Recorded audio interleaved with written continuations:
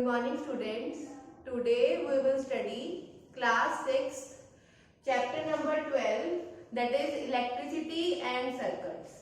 In previous lecture we had read about the electric bulb and other electric devices. As we know, electricity is very important in our day-to-day life.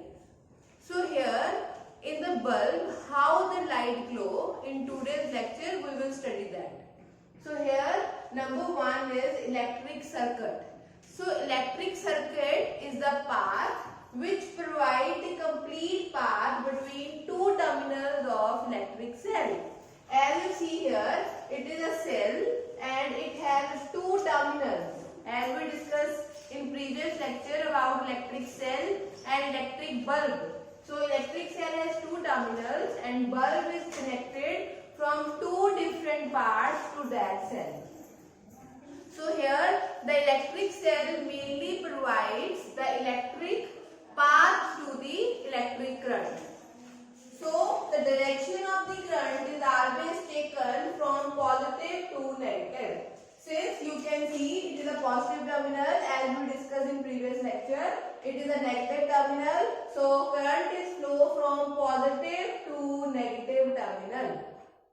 So next, a bulb will glow when the current flows through conductor. So bulb only glows when the circuit is complete. If the wire is disconnected from here, the bulb will not glow because the path will be disrupted. It means it is interrupted. So here, if there are number of reasons due to which the bulb will not glow. So first reason is if circuit is broken, then the bulb will not glow. Number 2, if the filament is broken, then the bulb will not glow. So what is filament? We will discuss in previous lecture. The wire here in the center of the glass, the wire is called filament. If that filament has no connection or it is break, so then the bulb will said to be fused or it will not glow. So electric circuit mainly provides the path or it mainly gives us the path along which the current will flow. So next is electric switches. As you all know, the electricity or the starting of fan, starting of tube light can only be done by a on or off button. As you already have a number of switches and in your home, so here we will know how the switches work. So here what is electrical switches? So a device that either break the circuit or complete it. What does it mean? Either on the circuit or off the circuit. Which means if we on the switch, then the current will flow. It means electric circuit is complete. If we off the circuit, off the switch, then the current will not flow. That means electricity is not flowing. So here is the activity that is shown here. It is the electrical switches. You can see electric bulb, two drying pins on thermocol. Here is a safety pin or here it is a bulb. So you can see here is the electric circuit with a switch. So here you can see the electric pin or the safety pin is not connected with the second drying pin, which means the current is not flowing. That means switch is off. When the in the second figure you can see when the safety pin touch the second drying pin, the circuit is complete. So we can say that when the circuit is complete, the current will flow automatically. So here you can see a diagram or a picture of simple switches. Here you can understand about how the switches work. So kept in mind, if this safety pin is not connected with that drying pin, which means the switch is off. If that is connected with the drying pin, it means switch is on or current is flowing. So here it is all about the electrical switches. So the next topic is conductors and insulators.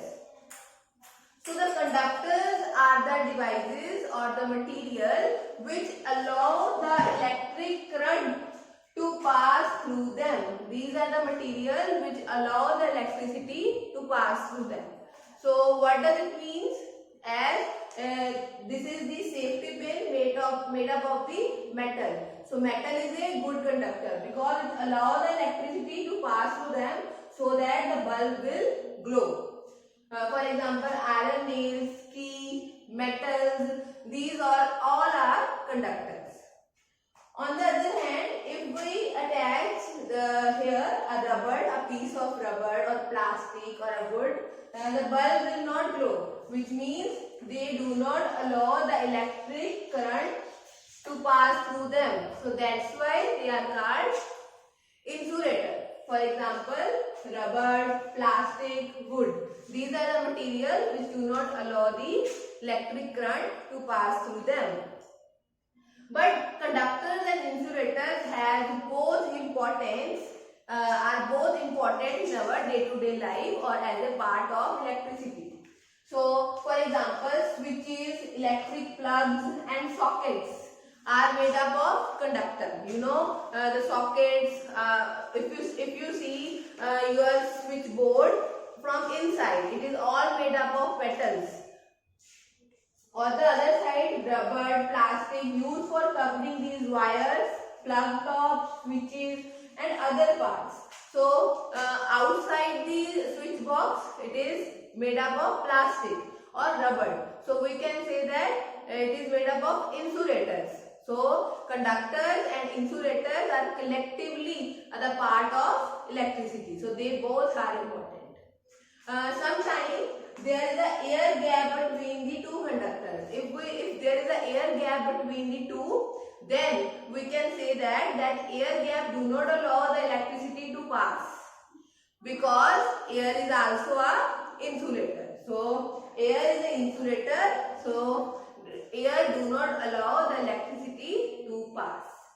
On the other side, human body is a conductor because we get a shock when we touch the electric wire.